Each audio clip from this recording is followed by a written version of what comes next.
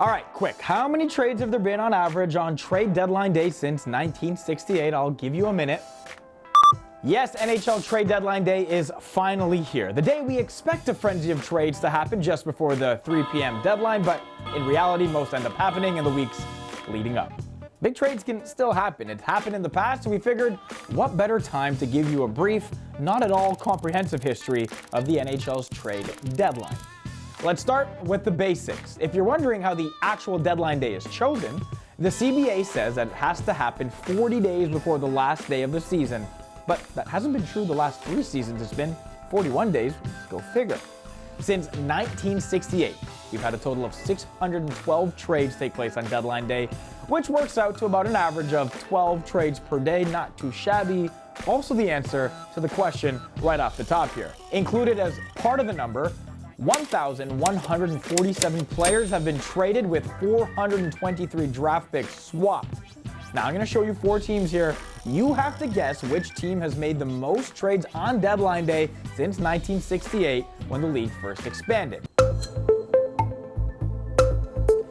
Time's up. The answer, actually in the correct order, the entire time. The Penguins lead the way, making 63 deadline day deals.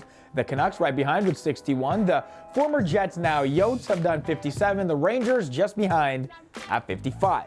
So does that mean we're likely to see the Penguins make a trade? Well, maybe.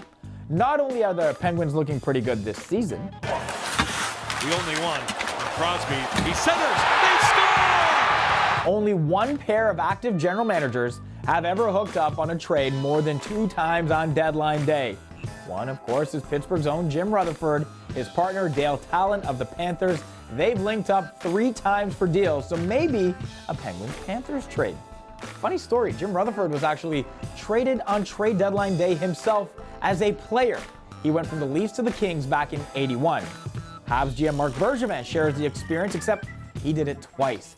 On deadline day in 2003, he was moved from the Penguins to the Bolts, and the next year from the Penguins again to the Canucks. I wonder if that makes him more or less likely to make a deadline day deal. Believe it or not, there have been a few players who have been dealt more than twice on that fateful day. Alan May was traded on 4 separate deadlines. 4. While Thomas Vanek and Jussi Jokinen both got moved 3 times each. They're safe this year, though. Let's talk draft picks. And as you might imagine, teams are pretty keen to hold on to their first-round picks. In the past 51 years, just 32 first-rounders have been sent off. That's less than each of the 2nd through 7th rounds.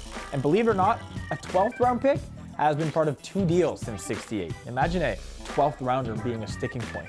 Now, back in 2010, Lee Stempniak was part of a deal which included a 4th and 7th round pick. And believe it or not, he holds the distinction of scoring the most goals with his new team post-deadline. 14 goals in 18 games as a member of the Coyotes. Pretty nice impact from the new guy.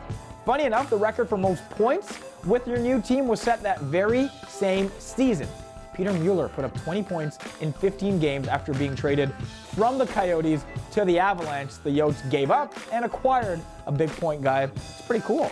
And with trade deadline day, we have trade deadline grades. We're always trying to see who scored big and who got robbed. Trades like Ron Francis to the Pens, Marcus Naslund to the Nucks, Philip Forsberg to the Preds, Butch Goring to the Isles will all go down as some of the most lopsided trades in league history. Now, I should warn you, a deadline day blockbuster doesn't always lead to the Holy Grail. Look at the moves made by the last 3 Stanley Cup winners. Did they help? Yeah. Were they the biggest names available? No. Sometimes it's just a little tinker that makes all the difference.